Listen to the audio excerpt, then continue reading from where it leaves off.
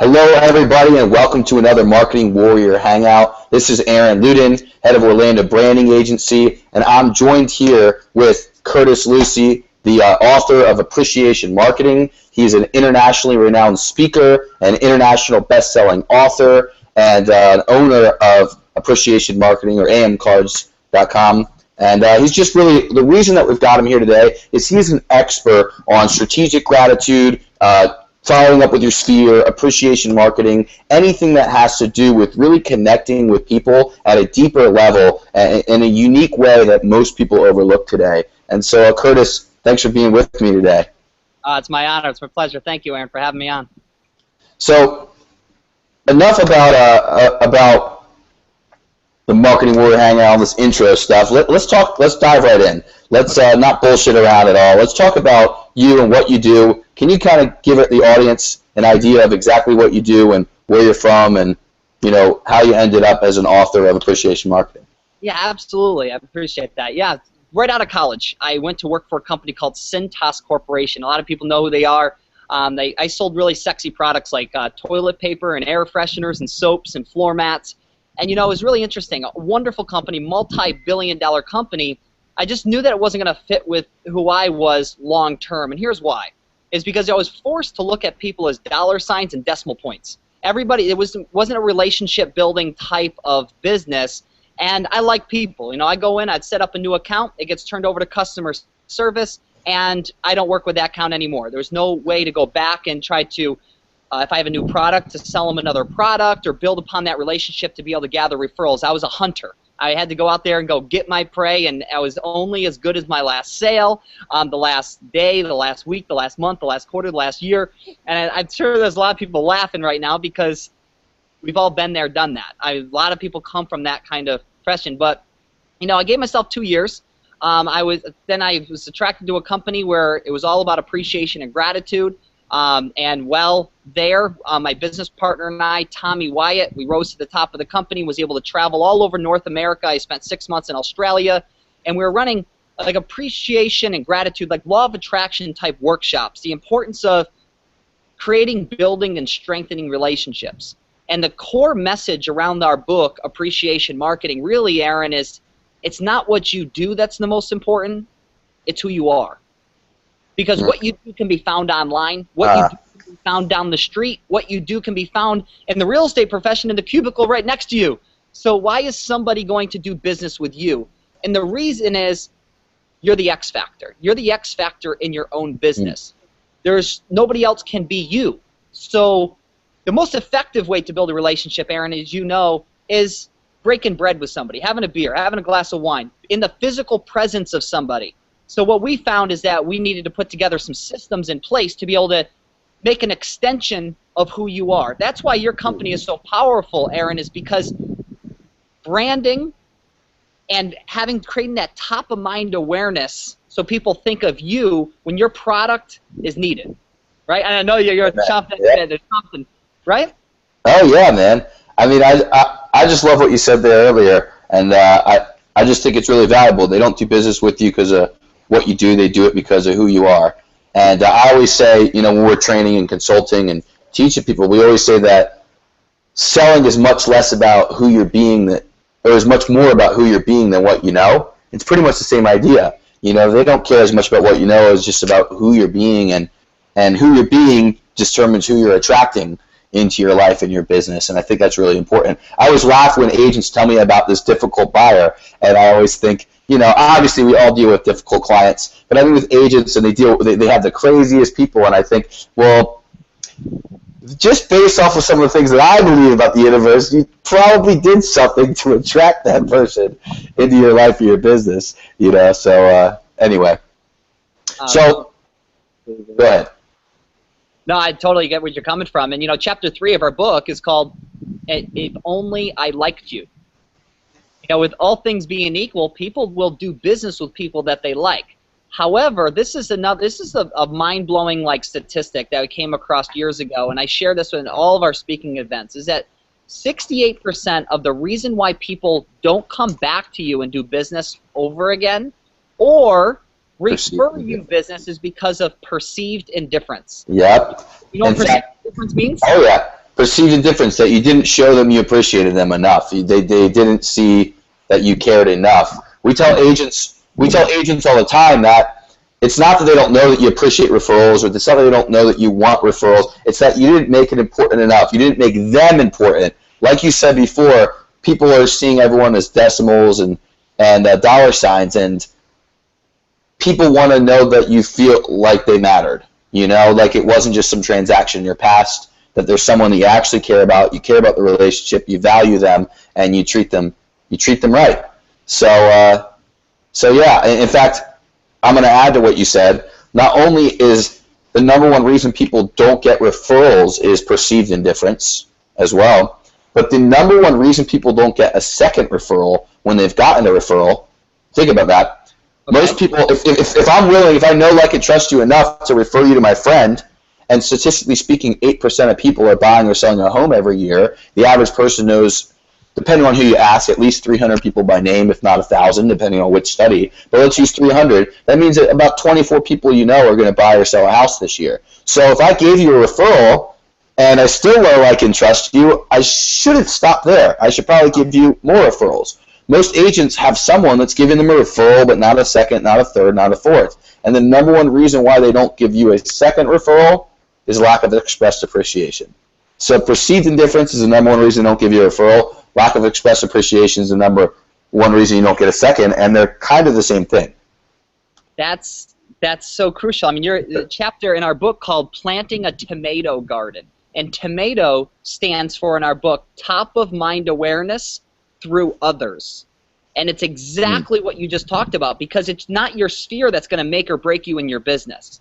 It's being able to tap into that 2, 3, 4, 5 level tiers.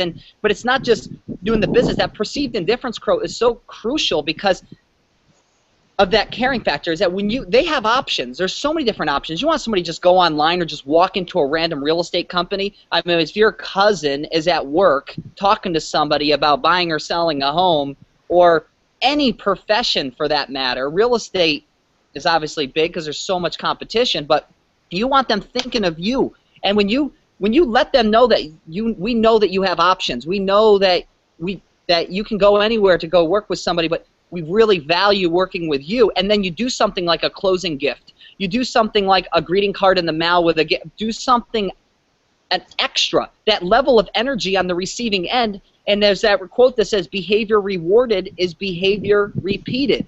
So when people are making sure that they're appreciating, it comes back, and it comes back tenfold.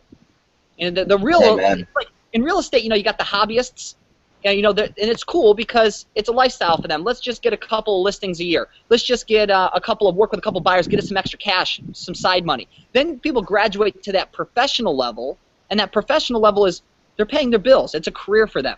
And then you got that elite professional. And the elite professional, the one that everybody wants to graduate to, those are the ones that have a team of buyers that work with them. They're the ones that are on the beaches of the world making sure that their closings are getting done because they got a team of people that are working for them. They've worked up such a huge referral-based business. I have a guy that's up in Virginia, worked with $154 million last year he did. I work with him personally, and he's got like 4 people that work with him as buyers. How is he doing? 17 years in real estate, 98% referral-based business. He lets people know that he cares. People come back to him. Everybody in the neighborhood knows him. That's the kind of stuff that makes me smile, because it's all stuff that's very simple to do, but it's also simple not to do. Amen to that. Everything in sales is really easy to do. It's really easy to skip.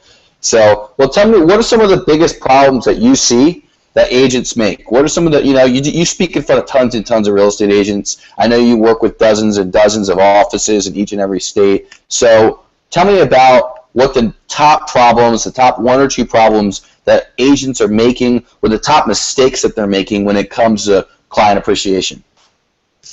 Well, one of the huge advocates that I am, and the higher that you go and the more seasoned you talk to people, the importance of greeting cards. And that's one of the reasons why I started the company that I did, because we live in such a crazy, hectic, fast-paced, technologically driven world where everybody's glued to their mobile devices, right?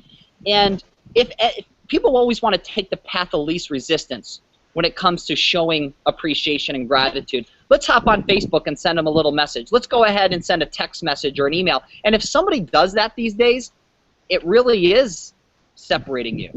because people aren't doing that. But when you take it another level further and you go ahead and go to the store and you buy greeting cards and you handwrite a greeting card, physically put a stamp on that envelope and mail it out, you're setting yourself up to a whole nother level, because everybody's getting junk mail and bills in the mailbox, right?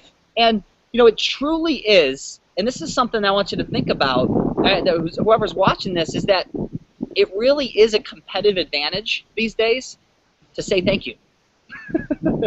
to show the genuine and heartfelt appreciation, but doing it in a sincere way. Doing it not where you're trying to expect something in return. You talked about the universe before. I'm a big believer in that when you send good out to the universe, you're sending out, it doesn't necessarily always come back from that direction. I'm a disciple of Ivan Miser and BNI, Business Networking International. Sure.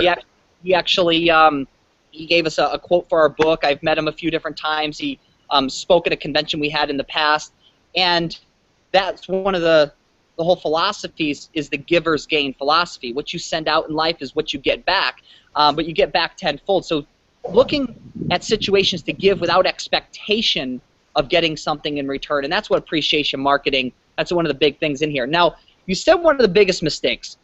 Now, we have a chapter in here that's got a lot of press. Even Dan Kennedy wrote a whole article on us trying to bash us. But I just want you to go ahead and make the realization for yourself, and you tell me what your thoughts are. Aaron, it's your birthday. Chapter number 5 is called Chocolate Frosted Dog Crap. And we actually did tone it down because we took out one word and swapped it for crap. And here's what it is. Let's say it's your birthday, Aaron, and from afar, I'm in the room, and what afar, you think that I have a piece of chocolate cake with frosting on it. Until I get in front of you and I set it right down in front of you and you smell it. It's insincere, it's disingenuous. It takes 2 seconds to realize that's not cake, it's crap. It goes in the garbage. It doesn't land on with you with a warm and fuzzy. Why am I saying this? Because real estate agents send out crap all the time, and we're recipients of it. For instance, if I sent you a birthday card, Aaron, and said, hey, happy birthday, hope everything's going great with your business, your family, and P.S., the greatest compliment in the world is a warm referral. Oh, by the way, Aaron, I'm never too busy for your referrals. See, there's a time and a place for appreciation and gratitude. There's a time and a place for asking for the business. Everybody has to ask for the business. It's the lifeblood of your business, asking for referrals. I get it. But when I'm celebrating your life and I'm saying happy birthday to you, leave that last line off. Don't just ask for the referral in certain situations. Deserve it. Don't just ask. Don't just ask for the referral. Deserve it. Yeah, I love it. I think that you're right. I think a lot of these things come off insincere. And one thing that I actually like that I learned from my friend Michael Mayer that wrote the book 7 Levels of Communication. He teaches something called a power note, and it's a little different with a birthday card or something like that. But I think it's a fair middle ground between what you teach and what we see some of these other trainers, we won't name names, and some of these big real estate trainers that teach, they ask for referrals at the bottom of every card. And that is this: you have a PS with a call to action.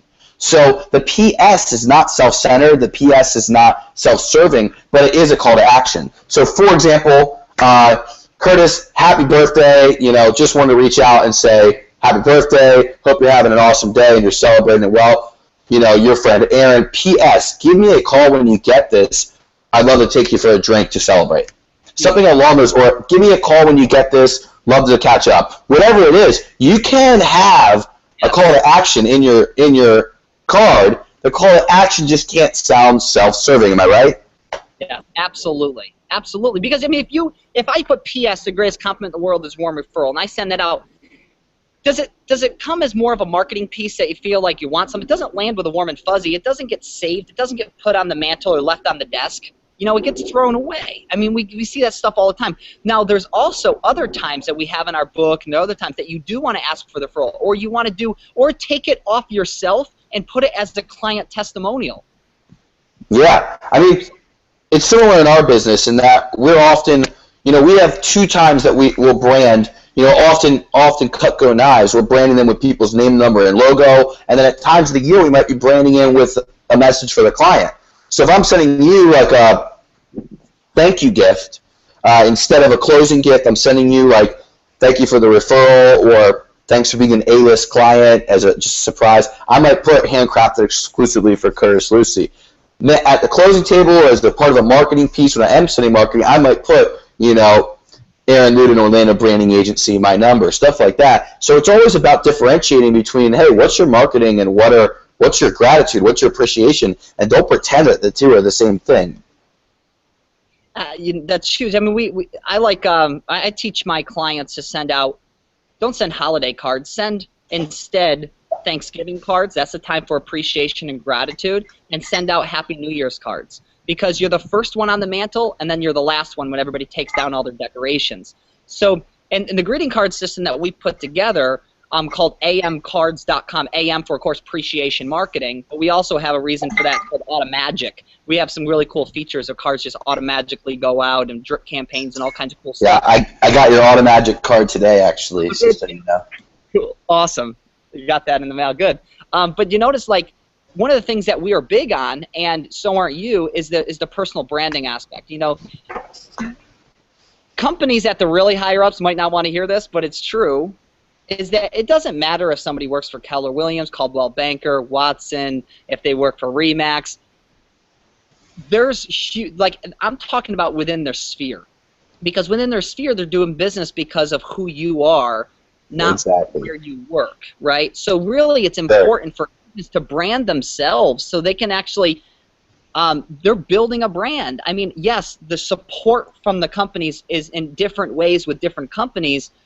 When you're sending out that greeting card, it's so important on the back of the card to be able to have your own personal contact information, your own stuff that people can reach out and contact you. That's why your knives are so cool to be able, because I mean, it's in front of them every single day. You brand you. What are you doing right now? What's that? Oh yeah, I'm with you. Yeah, I'm agreeing. There's one of the couple things I wanted to share in the book too is like we have a lot of fun different. I mean, Tommy Wyatt is a crack up, man. I mean, he's co-author of the book and he was a writer for years, and we were on the road doing all this stuff. All this stuff is really, if you break it down, common sense stuff. We realize that common sense really isn't common practice. And by doing simple little things, there's another book that I highly recommend too, by Jeff Olson, called The Slight Edge. And The Slight Edge is about simple disciplines compounded over time and what it does for you. For instance, some real estate agents want to do all their marketing. They're like, oh, I'll do all my marketing in January. I'll set up and I'll be done. Marketing is when you leave the door in the day. When you dress up, you put on a smile. Like when you're going out there, marketing is marketing yourself every single day. But it's kind of like, okay, I'm going to put together these campaigns, and my marketing's going to be set for the year. I'm going to do this, and I'm going to do that. So might as well just say I'm going to go shower today for 24 hours, and I'm good for the year. It just doesn't work. I'm going to go to the gym for 24 hours. I'm going to get all my muscle for the year, and I'm good to go. It's doing simple disciplines each and every single day. It's showing appreciation. It's showing gratitude. And we teach like as little as 10 minutes a day to put together an appreciation marketing strategy in order to close an extra 1 to 3 deals a month. And it's proven. We've worked with agents, we coach them, and it works. Tell me a little bit more about the Appreciator, because there's a concept in your book here, as I'm reading through your book, and it talks about the Appreciator. And I'm looking at some of the different things. Give me some of the attributes of the Appreciator. Tell me about what they do online. Tell me what they do offline. And just give me kind of an overview of the Appreciator, who that is, and how we can be one. Yeah, each chapter that we have, and by the way, the appreciation marketing, it's all over. If you Google it, it's on Amazon, it's on iTunes, it's on Audible, it's on every ebook site that's out there. So you can get it however form that you would like it.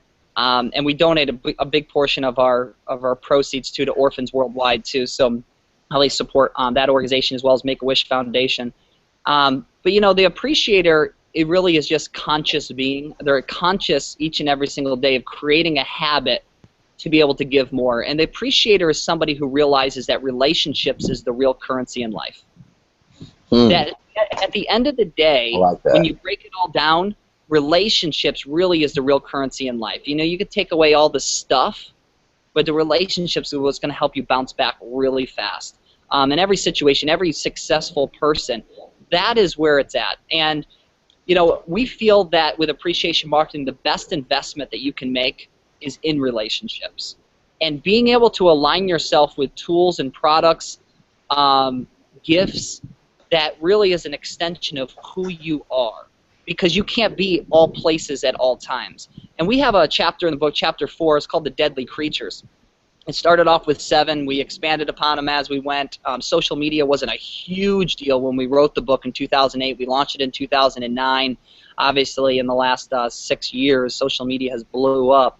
But, you know, one of them, I just want to share one of the deadly creatures. We have a bunch of them. One of them is called the sucker. And they say that there's no poker aphorism that says, like, if you can't spot the sucker in 5 minutes at a poker table, it's you. It's you. Yep. But that's not this kind of sucker. This kind of sucker is what we call the energy sucker. Let me paint the picture. Aaron, it's, you know, I call you, and, you know, a name comes up on your phone, and just, not necessarily me, but a name comes up on your phone, and just the sight of somebody's name in your inbox, in your email, or on your phone just drains your energy. You know, we all know some of those people. But the real question is, what happens when somebody else receives your phone call and sees your name on their phone? Are you an energy sucker, or are you an energy giver? Because energy givers attract more. People want to give more, want to refer more to the energy giver. And we have all different types of deadly creatures, the topper, the puker, the sucker. I mean, just like the topper, for instance. This character was born when my business partner had a tree fall down his backyard up in Southbury, Connecticut. And he goes out back, and he's like, oh, what am I going to do with this thing? And he's like, I've never really worked a day in my life. I've never had a callus. He's like, but I'm going to go buy me a chainsaw. So he bought a chainsaw. He bought the headgear. He bought everything, the eyewear, the sharpening tools, everything. And he went back there. He thought it was going to take like all day on a Saturday to cut this thing up, and literally it took about 15 minutes. He cut up the whole tree, but when he was done, the next door neighbor come walking on over, and he had a book bag. And he had, in his book bag, he had pulled out a baggie full of ice, a couple of glasses, and some scotch. And he sits there on the tree, and they're talking. He goes, Tommy, he goes, you got to come over to my house. You got to see the toys that I just bought. He goes, oh, yeah, what'd you buy? He goes, this was back years ago when 60-inch plasma flat screen TV with the Blu-ray, the surround sound system was the deal. That was like the biggest thing. And he goes, I just bought a 55-inch plasma flat screen TV, Blu-ray. You got to come over and check out the game this weekend. It's unbelievable. And he goes, oh, yeah, that's amazing. He goes, what kind of TV do you got in there, Tommy? Ah, it's funny you say that, because I just bought the 60-inch plasma flat screen TV, Blu-ray, surround sound system.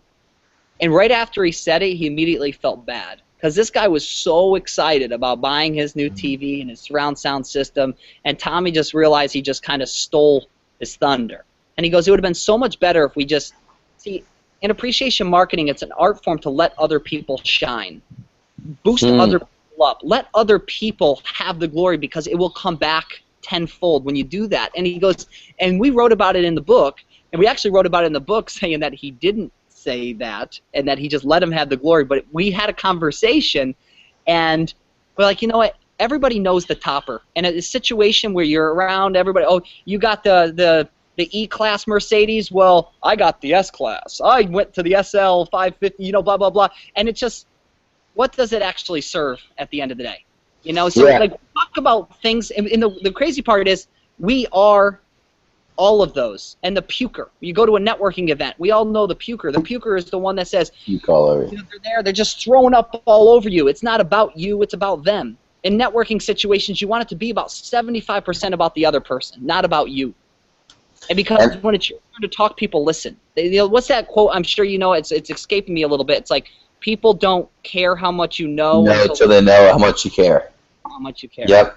And the topper, what's funny is, you know, this has been something that I've had issues with in the past, is interrupting or being the topper, or, you know, I've never really been the puker, but I feel like I've been most of these characters. But when you, like, most of us have read books like How to Win Friends and Influence People, and if you haven't heard this before, most of you probably have, but here's a reminder, and that is that just getting other people to talk, just listening, letting other people talk, it builds a lot more rapport than them being interested in you. Like, being interested in them builds more rapport than them being interested in you. And so I think that a lot of us, the hardest thing to get away from being the topper or being the, oh, and I've got a story too, or the, sometimes it's not even like the one-up, it's like the one-upper or the topper or the me-tooer. They're kind of all the same.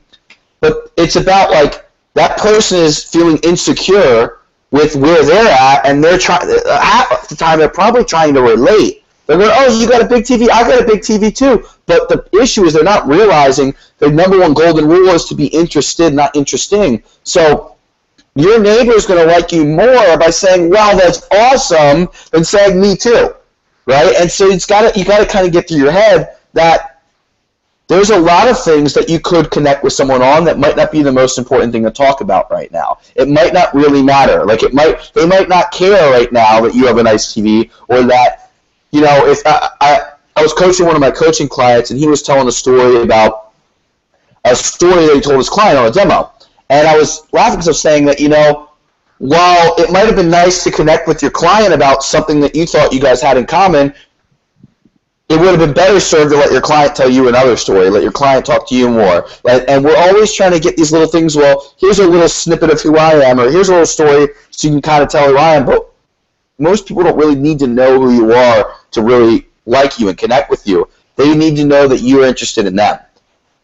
You know, let's tie that into real estate right now, because what happens on a listing appointment with a lot of amateur realtors? They go on there, it's about me, I, I'm going to do this, I'm going to do that, I'm going to market your house like this, look how good I am, I sold X amount of houses last month, instead of sitting there and actually... I got this award.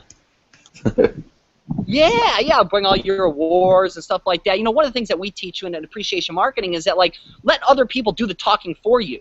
What about designing what we call a brag book, where every time you close a home, every time you're done with a client, that's like the ultimate, like they're so happy, things are going well for the most part, right? Well, ask them for a client testimonial. Have them write something up, type something up for you, and then laminate it, put it in a book. Now your next listing appointment, you have a whole book full of these. Let other people do the talking for you. And then when you go back, you say, I'm going to need this in 2 days. I'm going to come back. Go back with a contract in your hand to pick up your book and have them sign the contract. You know, it gives you a reason to see them again. But taking these appreciation marketing principles and doing this kind of stuff just makes you a better version of who you are and make you be more conscious of the other person and that appreciation, gratitude, how much that actually means. Like, Aaron, when I sat down with you the other day, first of all, when you spoke, I was blown away when you spoke at Peggy's office, right, up in Altamont Springs, probably about 100. Yeah, you blew me away, and then when we got a chance to meet, like, you are appreciation marketing. You are what this book is about. Because we sat down, you're like, how can I help you? How can I connect you? You're sitting there figuring out ways to how to add value to my business and connections and stuff. And I'm doing the exact same thing, but you went above and beyond. And I'm like, what can I do to help you more? Like, I'm trying to figure out ways. You're connecting with all these brokers and all this kind of stuff. See, when you enter into a relationship and you realize business relationship, anything, how do I add value to the other person? It comes back. It's just human nature that people want to give when they receive.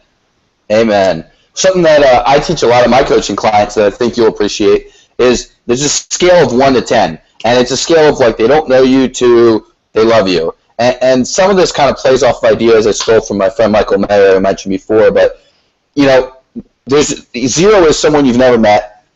1 is someone you have no connection with. Like, a 5 is neutral. 6 likes you. 4 knows you and doesn't like you, right? And we tend to get to, like Michael always says, we tend to get to know people to that 4 to 7 level. Meaning, like, we tend to get to know someone well enough to decide if they fall into the don't like them, don't care, or like them category. We rarely take them past it to the 7, 8, 9, 10. You know, that 8, 9, 10 is like a client, a friend, and an ambassador. And when I share this with people, they go, okay, I got to get more 10s. And they say, no, you've got to get 10s ASAP. Meaning, the goal is not just to get a person from 0 to 10, it's to get a person from 0 to 10 as quickly as possible. Because if you can focus on moving someone from just met you to raving fan as quickly as possible, the more you can shorten that gap, the more momentum you create in that relationship. So, for example, if I gave you 25 leads over the course of 4 years, that's really nice. But if I give you 25 leads over the course of 4 days, you feel like I'm working on your business. Right? I'm literally working. So when I meet with somebody and I sit with them one-on-one, my ultimate goal, if I figure out how I can help them, which I usually do, but if I can figure it out, my ultimate goal is to continue to connect them with people over and over and over and over and over for at least 2 weeks. And it doesn't have to end at 2 weeks, but I always try to spend the first 2 weeks after I meet them continuously adding consistent value to the point where I feel like I've taken someone to a 10. Now, you don't stop at 10, but the goal is that I want to know that I've gotten them to a 7, to 8, a 9, a 10, and that when they got to an 8 or a 9, like they already feel like you delivered, that you deliver a little bit more. And then when they feel like you've delivered enough, you find a way to deliver a bit more, and then you deliver just a little bit more. And then when they're finally settled down, you might deliver a little bit more. But that's when you know that you've hit that level 10. When you've delivered, you've let them, you let them be appreciative of what you delivered. You keep continuing to deliver, and eventually you get to this point where you've created a raving fan. You've created someone that's an ambassador for you in your life and in your business, so that if there's something they can do to help you out, they've got their antennas out looking for it. And that to me is the ultimate skill set. That to me is like the ultimate X factor when you're growing a business, when you're looking for opportunity, is how many people in your network have their antennas out for you, right? And that comes to a great point, is that, like, how do you get to that extra level really quickly? And there's a few different things that we teach, and this is one is that, number one, it's a very simple thing. Just do what you say you're going to do. If you say you're going to be there at 7:30, be there at 7:25. Be there early. If you say you're going to do for something, do it. But then not just, and it's setting expectations in your business. Setting expectations. Like, I have some people that say, oh my gosh, you can call me at any time at all hours. Real professionals will cut it off at certain times. They'll say, no, after 6 o'clock, that's my family time. People will respect that more and want to give you more business because of that. So setting the professionalism there. So, like, doing what you say you're going to do, set expectations, but then over-deliver on the expectations. If you say that you're going to have something on Friday, you'd best know that you're going to have it done on Wednesday or Thursday. Because think about this, like, when you go online and you order something, and this is my first example is my dad. My dad, if he orders something and it says shipping 7 to 10 days, and he gets it on the 10th day, he's pissed. The expectation was 7 to 10 days. He got it on the 10th day. It's fine. When he gets it on 6 days, 5 days, 3 days, blown away. Wow. Oh my gosh, I ordered this. Wow, it's a wow factor, So if you know that it's going to take you, pad it. Throw a couple of extra days on there. Throw whatever it's going to be. Yes, I'll have that paperwork back to you by Friday. Get it to them on Wednesday or Thursday. It's just over-delivering. So doing what you say you're going to do. You set the expectation, but the other thing is always look for ways to be proactive and not reactive. Be proactive. Give me some examples of some things you teach, like real estate agents, salespeople. Like, let's be honest, most people listening to this probably already know they should be doing some kind of sending out cards or thank you cards. They should be sending out thank you cards. They should be sending out birthday cards. They know that there's cards they need to be sending, but they're probably dropping the ball on doing it consistently or doing it as often as they should. So what are some of the strategies that you teach people to get them consistent, continual, and to get them to really utilize it, not just think about it? Well, here's a statistic. It's a known fact that the average realtor across the country is losing between $30,000 and $100,000 a year by not staying in touch with their sphere in a creative way, not creating that top-of-mind awareness. And you all know that your sphere is the most lucrative, but it's yet the most untapped resource that you'll ever have. So what is it that you're doing to be able to stay in touch, to be able to do it on a regular basis? Because we live in the crazy world. You can't always, somebody passes away, you don't always have a sympathy card sitting there. I think that this personally is that's why we created this system in conjunction with appreciation marketing to be able to help drive the strategies. Because somebody reading this book, it's proof to change people's lives all across the world. And we get testimonials on a weekly basis, amazing testimonials of people that are implementing the strategies in the book. But what we realized also is if you don't have systems to drive the strategies, then it really falls on deaf ears. It doesn't work. That's what the system that we put together is a personalized and automated mobile to mailbox system that I'll give it away for free. I don't know if there's a way to send it on out to people, but it's amcards.com/Curtis. And if you go to amcards.com/Curtis, I'll pay for a card and a stamp, and you can try it out for free and just give it a try. But yeah, if you want, we could put some kind of link at the bottom of this if you'd like. If you could send me a link or somewhere they can go or an email address, we'll put info right below. And actually, we have appreciationmarketing.com too. If you want to go there and subscribe to our blog, we give out content probably once a week or something. We'll send out either a video blog or a content, and we actually give a free ebook there. It's a version of our book called Mirror, Mirror on the Wall, Who's the Problem After All? So it's really chapter 4 of our book, The 7 Deadly Creatures. But there's a lot of little things, and what we try to do is say, just pick a couple of them. Before you can walk, crawl. Before you walk, you crawl before you walk before you run before you sprint before you fly. Doing something today will start to create that habit. And that's what we say. We take a greatness challenge. We call it the greatness challenge. In your first month, send 2 cards per business day. And you don't even have to use our system. I just recommend that you guys go ahead and do it and try it. 2 cards per business day for the first month. But when you're sending out cards, make it be about them and something personal to them. Because we know in your house, Aaron, I bet you right now you have a card or you have a letter in your house. You know exactly where it is in your house. Yep. You made an impact on somebody's life, and they send it to you. You don't throw that away, do you? I'm so glad you brought this up because this is something that worth talking about. Hold on one second. Okay, cool. I can't wait to hear it. Now everybody has that kind of stuff, and when their house is burning down, this is where they go, because it's probably in a spot of your house that. This right here. Yeah, what you got? This is what my good friend John Rulin, one of my mentors and friends, sent me a metal thank you card. Oh, that's pretty badass. Yeah, metal. It's got his info, his branding on the bottom and the top, and then it's written in a permanent marker. And I just thought that this was the coolest thing. That I stuck it right on the wall, and it's been there ever since. You just can't throw away a card that costs at least a couple dollars. It's hard. But I just thought this was awesome. So, I'm not saying everyone needs to go out and go get metal thank you cards or anything like that, but you're right. Like, there's certain cards that just stand out. I know one of my broker clients, he has a card that we sent him still sitting out. It's a giant card. We sent him a huge card, and we had a cartoonist draw him in his offices and his dogs and everything around it. So yeah, stuff like that. There's a lot of cool things people could be doing. So, before we go, I want to ask you to give me one golden nugget, one last tip, one thing that real estate agents or salespeople could be doing. But before we do that, tell people how they can get in touch with you, how they can ask you questions, how they can find out more about your program. Give us your contact info. Yeah, I'll just go ahead and give you my cell phone directly. Most people won't use it. I'll challenge you. Go ahead and call me. Cell phone is 203-331-2575. Have any questions? Whoever wanted to chat, area code 203-331-2575. My email is easy, curtis@curtislewsey.com. You can find me on Facebook. Go to appreciationmarketing.com, subscribe to our blog, stay in touch with us. Love to hear your stories. The next book that we're writing is called Appreciation Marketing from the Appreciators.